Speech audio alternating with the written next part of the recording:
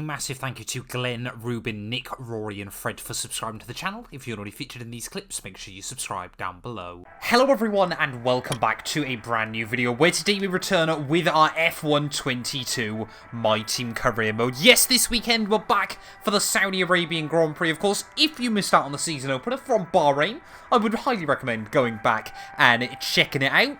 Painful, I think, is going to be the way we're going to describe it. And of course, yeah, there's going to be spoilers in just a moment as well. So that is your warning to go back and check that video. But I think we might be in the lowest position we've ever been in a Formula 1 World Championship.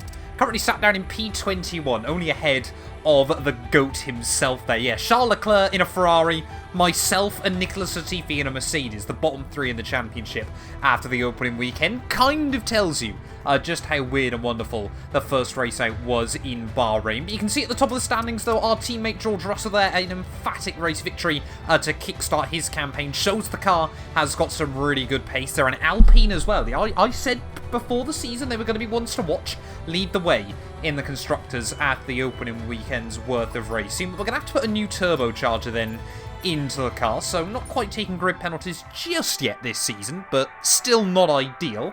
But yeah, as we head towards Saudi, of course, though, fingers crossed we can just try and make it to the end of this Grand Prix there. Mercedes' reliability seems to be lacking slightly at the start of the new season. But of course, if you're new around here as well and you're not already, please do make sure you get yourself subscribed for daily Formula 1 related content. I was, to be honest, actually going to do this video tomorrow, but because, of course, what happened in Bahrain, I thought I'd bring it forward slightly. So we've had double uploads over the course of the weekend. So yeah, if you missed out on the F2 career mode that went live earlier today, that was an absolutely mental race as well. So probably a lot better than Bahrain to go back and check out. But Saudi has often been quite a good track for myself. I feel like there's a lot of potential in the car. Let's get into it though. Jeddah Corniche Street Circuit returns. Right, well here we are then, back in Jeddah, of course. Raced here in the F1 Manager career mode yesterday. I promise these two series aren't going to overlap too much. Of course, my team, as always, remains the priority, but that McLaren RTG is quite good fun early on in the campaign. And as we get down to turn one, I've suddenly remembered I need to change the brake bias, the brake pressure, sorry. We cannot run 100 anymore on this car. Right, well, let's try this again then. Attempt 2 for our tyre wear run there as one of the Aston Martins, Lance Stroll, peels back into the pit lane. Let's see if this thing this time around will actually get slowed down into turn 1 without locking up the rears there. I've tried 96% this weekend. We're just going to try and push towards the limit of what the front tyres and the front brakes can do. And still a little bit of front lock in there, but track isn't rubbered in either, so we've just got to take that into consideration.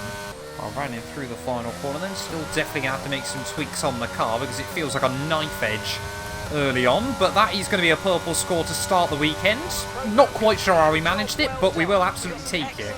I was quite surprised as well, actually, how many of you said you preferred the sound of the Mercedes power unit over the Renault one. Not that I disagree in any way, but I was just genuinely quite surprised by how many people it sort of actually matters to in a bit of a weird way. But qualifying simulation run up next then. Again, just still making a few setup tweaks, as you can see here, really attacking the curves through turn 1. Hopefully Oscar Piastri is going to peel out the way, which he does. Good awareness there. Very, very weird. Oh, we're still struggling to get the car slowed down there, and I have made the tweaks. But yeah, I mean, this is qualifying simulation run. We'll probably get nowhere near the Delta. But it is always interesting to see just how far away you still are. As I mean, this track should be quite a happy hunting ground for this car. If Bahrain's anything to go by, we were actually quite quick down the straights, which is not something we've often been able to boast about before in this career mode. Often our cars have been very much downforce focused, and that's where we've really found the time. So we head around this Jeddah Corniche circuit. You can see I'm not really leaving a lot of time on the table, but apparently I'm just meant to casually find 4/10 through those couple of corners alone, and we're still, well, we're actually even down the straights there, taking a little bit of time out, but yeah, I mean, what am I meant to do? How am I losing so much time? Oh, EA, Codies, next year, please. Please get this sorted when the cars have got upgrades on them. It's fine, like in Season 1 and 2, but when you get up towards the level we're at, that's not going to do me any favours. It just doesn't work anymore when you've got cars with lots of upgrades. It just seems to believe the AI are superhuman. That's going to do us, though, for free practice. We do go up to pole. I suppose we better jump into qualifying, then.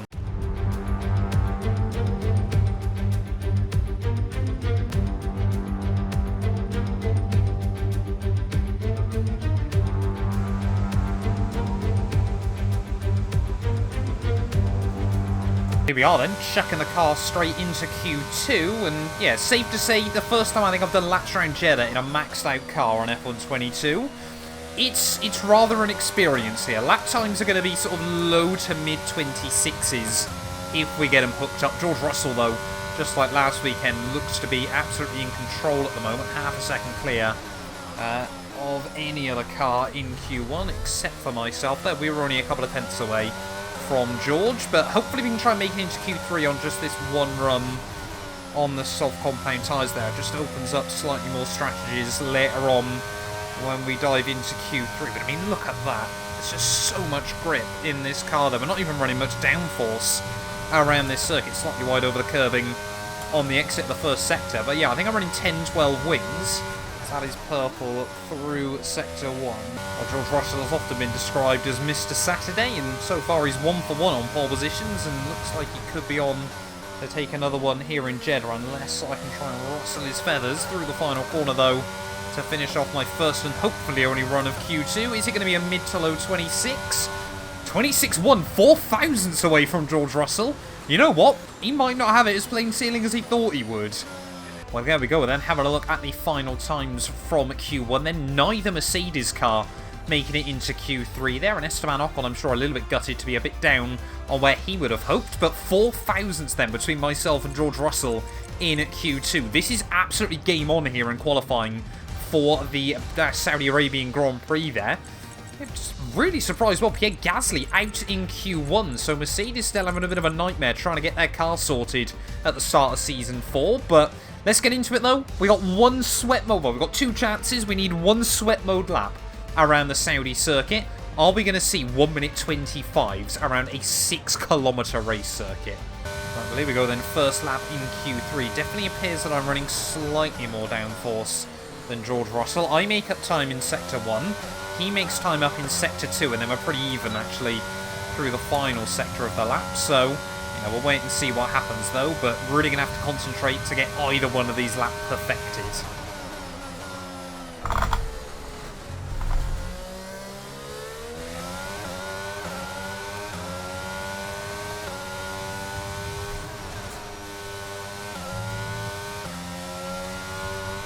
Whoa! Ah! Tried to scroll with as much speed as possible there, but that's quite scary. On our first lap, tried to keep my foot in, and somehow we've got away without any damage on that one. Must have just hit it with the rear tyre at the right angle, but that's a scary start to Q3, and this is the problem around Jeddah. There is nowhere to hide as we'll move off the line for George Russell. Yeah, if you make a mistake, there's nowhere to hide, as Russell down in 5th at the end of his first run, so it really is all to play for, both drivers making errors. Well, currently then, it's Charles Leclerc who's fastest on a 1:26.2, but both of our cars know, or both of our drivers know, myself included, that we can go quicker than that at the final corner. Open up the best run we possibly can. Longest run towards the line to build at the most straight line speed. And it is going to be one last ditch attempt. We have to make this lap count.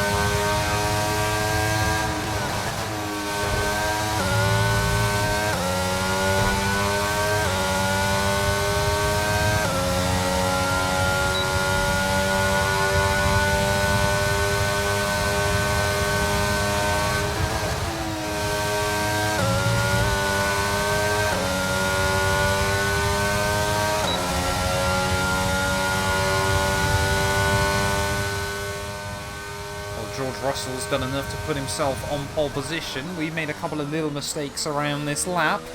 Tiny bit of front wing damage, but I don't think it's cost us too much through the final few corners. Up towards the start-finish line. What's the time going to be?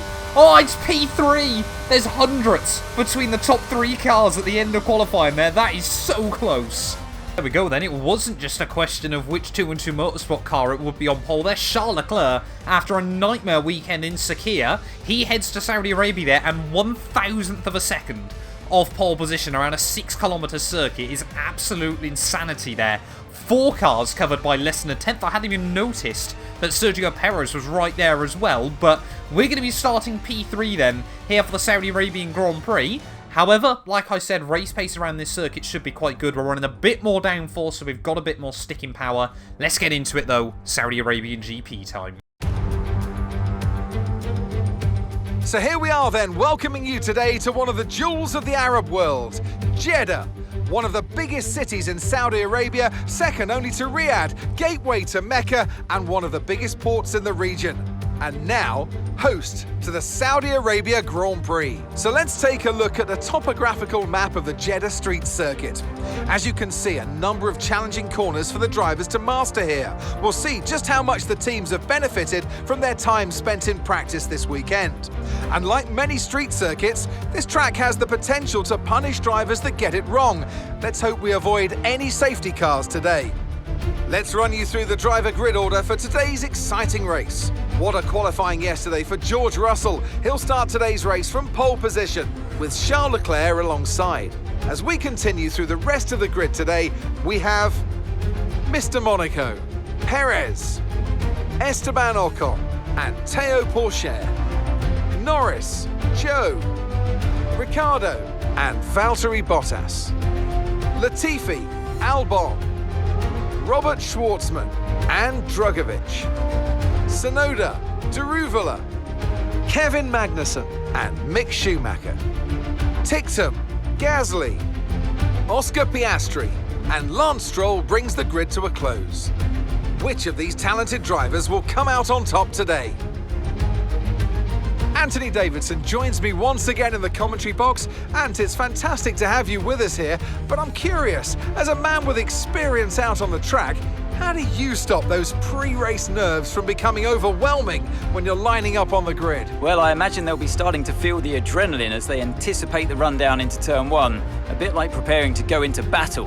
The unknown situation will bring nerves, but that's a good thing. It will keep them focused on the moment and on their surroundings as we build towards the start of the Grand Prix. Right, well here we are then, trackside for round 2 of the year, and we've started 1 row further up than we did last weekend out in Bahrain. But yeah, like I said, Jeddah is probably one of my most comfortable tracks on F1 22. I don't know what it is about this place, we just seem to get on quite well with it. Really hoping we don't have another engine failure this weekend. Hopefully the Mercedes turbochargers are now working. But Charles Leclerc, I think, is going to be one to watch today. Perez behind us on softs as well might be one to watch. But we've just got to try and make sure we keep it clean and tidy. Get to the checkered flag is the big priority. If we can walk away with a podium or just some good points, you know what? If it gets our tally started, then I'll take it. Well, I hand it to him. The car does look absolutely sensational once more in these sunset conditions. But as we head out the final corner, we'll desperately try and build up some heat into the tyres. Got to make sure we look after those rears, though, this afternoon. Not many traction zones around this circuit, but still quite a tough test. As some of you have said to me, whether it's worth trying to use the donut strap onto the grid. So, we may as well try it. We got a shocking start last weekend in Bahrain, so we'll go like that, try and put a little bit of extra temperature into those rear tyres. I would absolutely love to see a real Formula 1 driver do that at some point, but waiting on the last couple of cars to round up on the grid. I think it's Lance Stroll at the rear of the field. Right, let's try and get a good clean start as we head down in towards turn 1, waiting on those 5 red lights. Lights out, and away we go. And of course, Sergio Perez definitely going to get a much better start there. George Russell, though, has gone backwards as Perez almost makes it 3 wide in towards turn 1 there. We've got Esteban Ocon trying to look down around the outside of us through turn 1, but you know what? We've not done badly there, only losing the 1 spot. George Russell has done exactly the same. As look at Perez, really wants to come out absolutely kicking here as we head through the first couple of turns. Of course, he needs to try and make progress if he wants those soft tyres to work out for him. But I feel like he could be a bit of a test guinea pig today. It would be interesting to see how far he can go. Because, you know, last weekend, a lot of cars are actually able to do mediums to softs. It is one of the things that gets a bit more exciting as these career modes go on. In some tracks you now do get the option of some more aggressive strategies. There is all just nudging up against the wall on the exit of turn 12, but we've got to try and get up to speed here, get racing nice and quickly. I feel like this is probably going to be one of Alpine's weaker tracks early on in the campaign, of course, just because they don't quite seem to have the absolute power of a lot of other cars here, so we might just have made the switch away from Renault engines at the right time. But yeah, heading out the final few corners, though, of lap 1. Charles Leclerc leads the way now, but George Russell and Sergio Perez, they're still on the offensive as Russell to the outside of Charles Leclerc down towards the final corner, and George Russell gets squeezed out massively there. We just have to give him the room to slot back in, so Russell's had a bit of a disastrous start there. Perez right place at the right time at the final corner, and now he's going to have a look for a run back down towards turn 1 there. Charles Leclerc will cover it off one way, but Perez will do the old switcheroo. And in through the first corner then, are we going to see Sergio Perez there jump straight to the lead of the Grand Prix? Yes, we are, as we're going to try and go on the offensive on our teammate George Russell. Not round the outside there, but he's going to have a look up the inside of Charles. So Perez, that immediately opens up a little window for him to try and run away at the front of the field there. But all four of our front runners, fairly clean, pretty respectful with each other, but good hard racing at the start here, as we've just going to have to wait in the wings. As now Russell to the outside of Charles Leclerc. We've got Esteban Ocon still trying to apply pressure there with Teo Porcher waiting in the wings behind him. Surely not, George. A little bit of contact off of turn 12, and George Russell round the outside of Charles Leclerc. He's going to have the inside for the next corner. Are we going to be able to capitalise on this? There's even more contact between the pair of them, and Charles Leclerc just gets a little bit squeezed out there off the corner, and now he is going to be vulnerable. Whoa, no he's not. He's going to try and cut me off the turn there, so I've got very, very close. We had to lift out of that one, as, again, don't really want to send it up the inside down the end of the back straight, but Perez now suddenly has got about a 2-second lead early on here, as this has been one of the more eventful starts to this My Team career mode. In the almost 80 races we've done, this one's certainly got to be up there inside the top 10, but Russell then up to P2 at the end of lap 2. Perez now, like I said, with a good, like, 3-second lead, I reckon, as he crosses the start-finish line. They're straight into the 129s, as we're now getting a run on Charles Leclerc. He spots us, though, defensive in towards turn 1. Can we hook it up round the outside? Leclerc tries to send it through the first corner, but we swoop round. He gives me the room. Coming out up into the podium places, as he's still going to try and come back at me, though, to the outside. Yeah, not happening, mate, as we all just about hang on, and that gives Russell a chance to roam free a little bit. Let's get our head down and focus. Now we've got some clear air. Leclerc's heroics early on here might already be a bit short-lived, as he's under pressure now. He's just been jumped by Esteban Ocon, as George Russell knew fastest lap of the day. So I feel like, yeah, our 2-2 Motorsport car, we might have not nailed qualifying in the way we would have wanted. George Russell still 2 for 2 on pole positions, but race pace, this thing is an absolute force to be reckoned with. We've got to try and get within the DRS of our teammate, though, as this might be the first proper wheel-to-wheel scrap we have with George in this career mode as teammates at the very least. Perhaps this could be quite a defining race weekend. As now we're tuckered up inside the DRS of our teammate. You can just see how ridiculous this car is when you put it in a slipstream there. Of course, because these cars have got so much downforce, that the slipstream just makes such a big difference when you need it. Of course, down the straights there at the final turn we'll go. Look at this on George Russell there, 128.2 to the outside of our teammate. It's like he's standing still in towards turn 1, but then, of course, we've got such a bigger braking zone through the first corner, but we'll do the all up and under, and we will now take P2 then of the Saudi Arabian Grand Prix there, I apologise. Perez now separates us from the race lead for the first time this year. Here comes George Russell, though, once again, as we head through the final couple of turns. Wait and see what sort of top-end speed we've got against our teammate there, as we'll defend the inside. George Russell won't actually do anything with it. Whoa, he tried to have a look at the inside through the final corner, but we'd already committed to the apex, and luckily he bails out of that one, as Sergio Perez now seems to just be pulling his finger out a little bit. Look at that. That's how ridiculously overpowered the DRS is. I know we had a bit of a battle in towards turn 1, but it's probably worth in excess of a second around this circuit. It's that strong in these cars. There we go. Let's just showcase then how ridiculously overpowered the DRS is around this circuit. We have now got within the range of Sergio Perez. That might be the best line I think I've ever taken through there as well. It's certainly going to do me a lot of favours. Open up the DRS once more down towards the final corner, and look at that Red Bull just get bigger and bigger and bigger. We don't really want to go for the move down at this final turn, but I also don't want to lock at the fronts like I almost did there. And at the final turn we'll go. Open up the DRS once again. Bye, Sergio. I remember when he used to have a faster car than me, but not anymore. Into the lead. The Saudi Arabian Grand Prix we go as we start lap 7. This car is an absolute animal. I don't know. I mean, he has very much carried on the momentum we had from the end of last season, but it's an absolute beast. We've got yellow flags out. Someone going slowly. I think that might be an Aston Martin at the rear of the field, not another Mercedes power unit going poof early on in the year. Surely not, so that was close. Yep, I think that is an Aston Martin that is either stopped or going incredibly slowly. I think we've got to try and get out of the range of Sergio Perez here as George Russell try and have a look past the Mexican as we head back down towards turn 1, and Sergio Perez might lose 2 places in 2 laps. He's given George Russell a fair fight back in towards that first corner, but we've got to try and use this as an opportunity to break out of the range of the pair of them, and I think, yeah, it looks like Perez has hung on this time around. They're still side by side off for the first couple of turns. Russell will have the inside though, I think, into the next corner, and he will swoop through. So for the first time this season, 212 Motorsport have now got a 1-2. Again, just a little bit wide through there as we try and hang on in 6th gear. We're pretty much doing about 150 odd throughout all of those corners with almost a full tank of fuel and not even the softest compound of tyres. This thing's an absolute weapon. So there we go, Perez into the pits then at the end of lap 8. So not as far as I'd hoped for him to go on the soft tyres. I'm wondering whether we can take these mediums to the end of 15 and then go softs to the end. That's kind of the aggressive strategy I've got in mind, but George Russell now starting to take a little bit of time out of me. As you can see, Esteban Ocon, Alpine, you know, they might not have the out-and-out pace this weekend, but they're not doing badly still, hanging around in 3rd and 5th. They just don't seem to quite have as much as our cars do.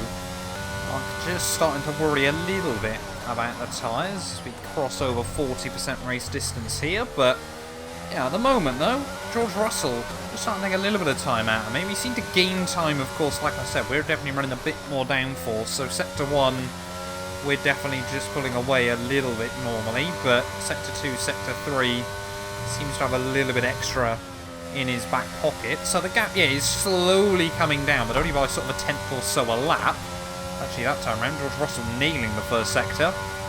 But, of course, the other big thing we've got to remember now is where these cars are so well upgraded, we can pretty much just use battery everywhere, around every single lap. I think that's something the AI still struggle to do a little bit. That's not the line through there.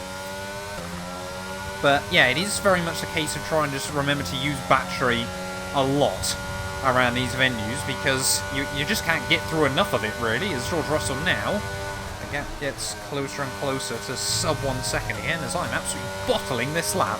As soon as I start talking again, the bottles come through. There we go. Charles Leclerc, Lando Norris both peeling into the pit lane. I am intrigued to see, actually, where Perez is going to come out in all of this, because I feel like the Mexican, you know, depending on how well he's been able to work whatever tyres he's on, might be able to get a bit of an undercut on us. It probably won't last to the end, but the other question, of course, is I haven't really been able to monitor him because I've just been focusing on George. Whether, on the other hand, he's just been stuck in traffic and hasn't made as much progress as he would have wanted. Because, of course, this car is not exactly slow anyway, so can't help but wonder whether he on hards, fresher hards, is no match for us either way. But all will be revealed quite soon. I'm guessing George is going to box the end of this one. I'm going to come in a couple of laps' time.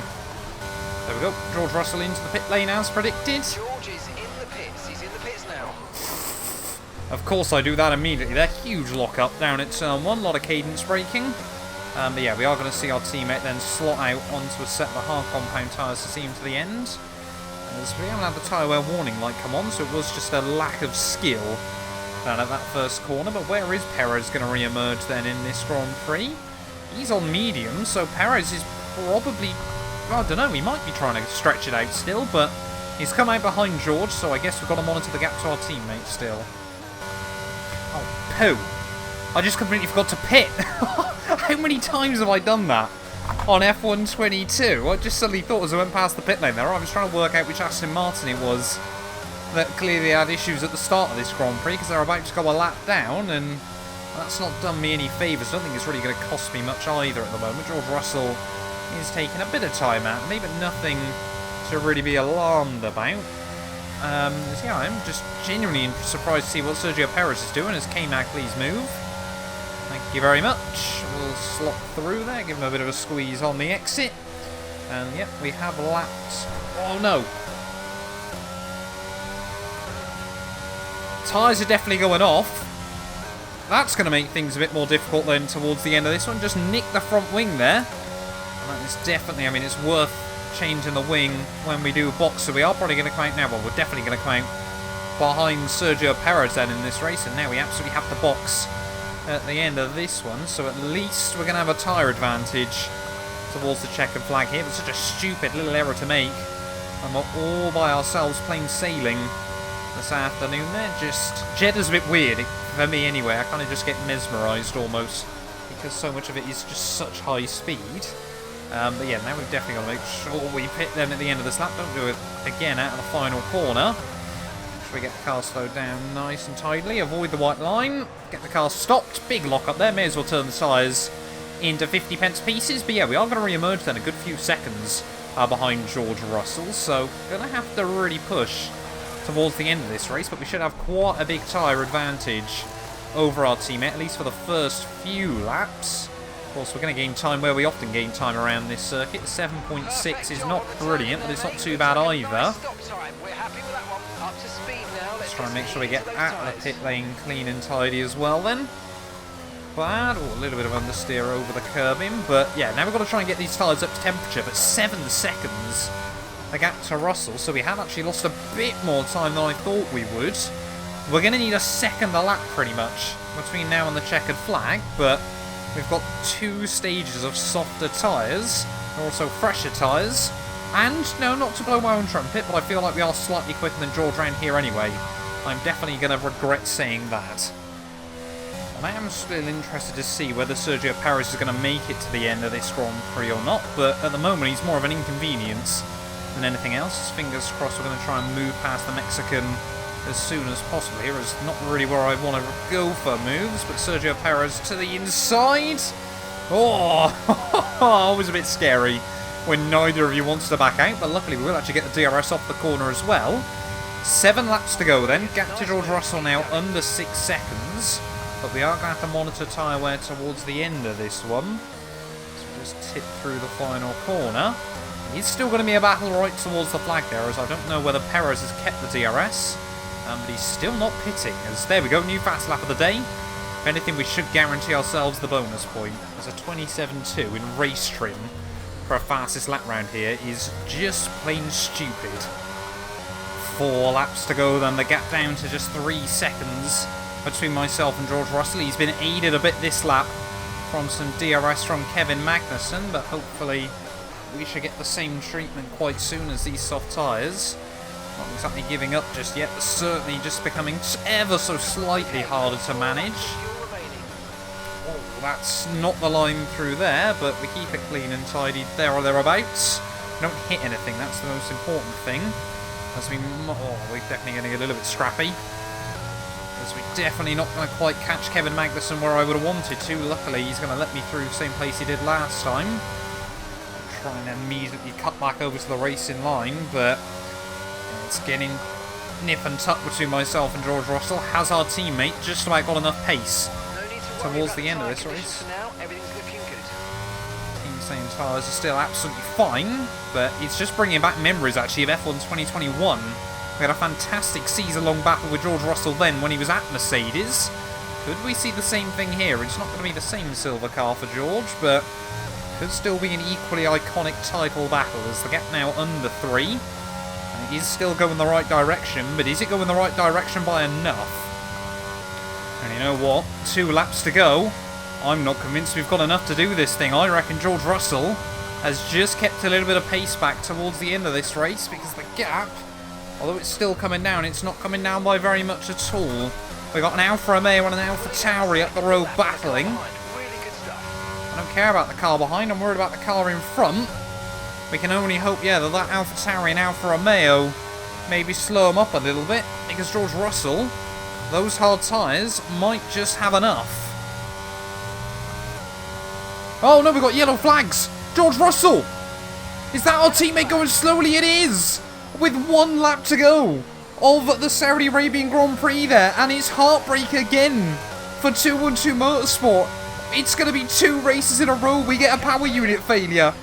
Oh no, I cannot believe that. George Russell, absolutely, you know, I'll hold my hand up and admit he had this one in the bag late on in the day there, and it's, well, I mean, it is looking like it's going to be a race victory for ourselves, but it doesn't have to be a bit hollow here.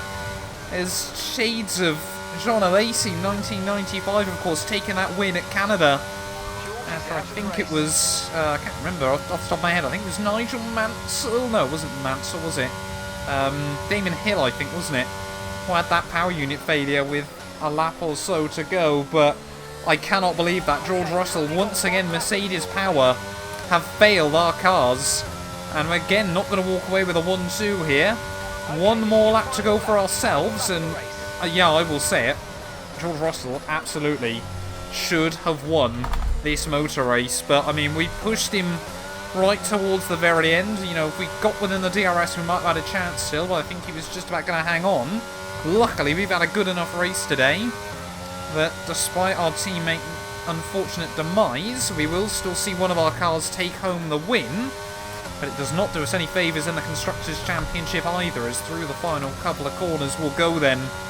This final lap here from Saudi Arabia. We've got Yuki Tsunoda now just in front of us. He's going to peel off on the inside there, off of turn 12. Tyre wear warning light has just come on as well, but I don't know what to say. I don't know what to say there. Mercedes power units, 2 races, 2 failures. It is not a good look for them early on this year. I know we're pushing these power units hard. And Saudi Arabia, of course, combine a constant on throttle, the temperature, everything like that around this circuit. It can be a bit of a car killer, but not like that. That's not how I want to win races on F1 22. Through the final few corners, though, of the Saudi Arabian Grand Prix, it is going to be 1 apiece between myself and George Russell after the opening 2 weekends. I think that's going to be Esteban Ocon. He's going to lead the way in the Drivers' Championship, but at the final corner, it is going to be the win in Jeddah, but yeah, not how I wanted it. Absolutely fantastic. That is a brilliant, brilliant result. Well done.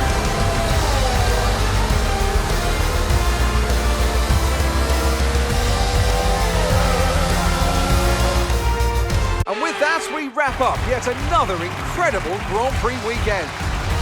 So, Anthony, what made the difference out there today? I feel like consistency was probably the key today. There's being quick, and then there's being quick lap after lap after lap. If you can do that, you can capitalise on other people's errors without making many of your own. And that's an approach that can push you a long way up the field.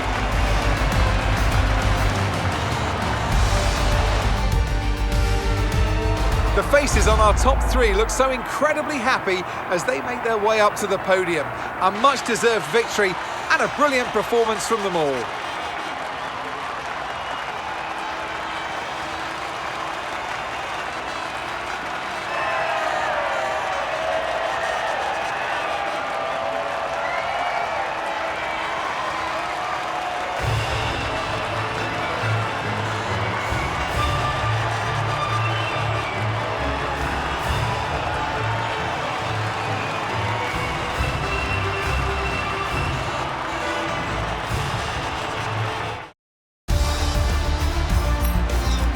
And now let's take a look at the drivers' standings. Esteban Ocon takes over the lead of the Drivers' Championship after that excellent result.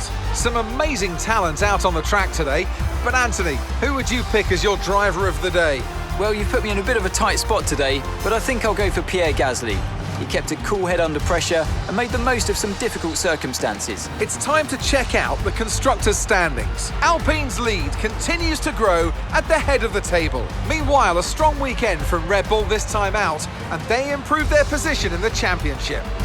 After an event like that, who knows what the sport has in store for us next time out? Be sure to join us once again as we continue to bring you all the excitement of Formula One. Well, there we are then, the end of the Saudi Arabian Grand Prix there. And like I said, a victory's a victory, but not the way I wanted to do it.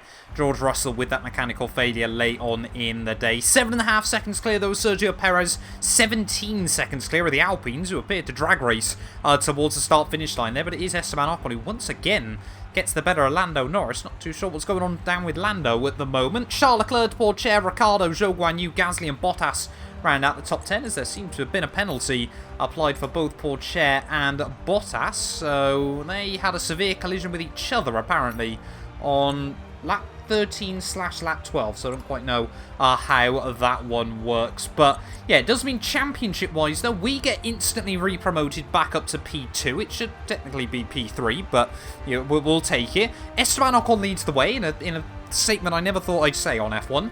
Esteban Ocon, an Alpine, lead a world championship there, 7 points clear of myself and George Russell there. Lando Norris P4 ahead of Ricciardo and Perez there. Porsche down to 7th ahead of Charles Leclerc, who gets his first points of the year. Bottas down to 9th place. Overall, it has not been the start to the campaign for the Flying Finn there, and the double reigning world champion. Gasly, Zhou Guanyu ahead of Tsunoda, Felipe Drugovich ahead of Daruvala, and Oscar Piastri there, and you can see, yeah, lots of movement towards the rear of the field, as still only 12 cars have scored after the opening 2 race weekends. Constructors-wise, though, Alpine still lead the way, 5 points clear ahead of ourselves. Red Bull re-jump Ferrari into P3 there, and McLaren ahead of Mercedes with AlphaTauri with that one solitary point as well to start the season. But thank you all so much for watching this video nonetheless. If you have enjoyed, please do make sure you leave a like, get yourself subscribed as well, and we will be back tomorrow ready for round 3 of the year. We're heading back out to Albert Park, Australia. You guys do not want to miss that. None of these videos would be possible without the help of our channel members, so a massive thank you to all of the names you see on your screens currently for helping support the channel. You can join them by clicking the join button down below, and yeah, thank you once again to everyone that continues all the insane support on my work.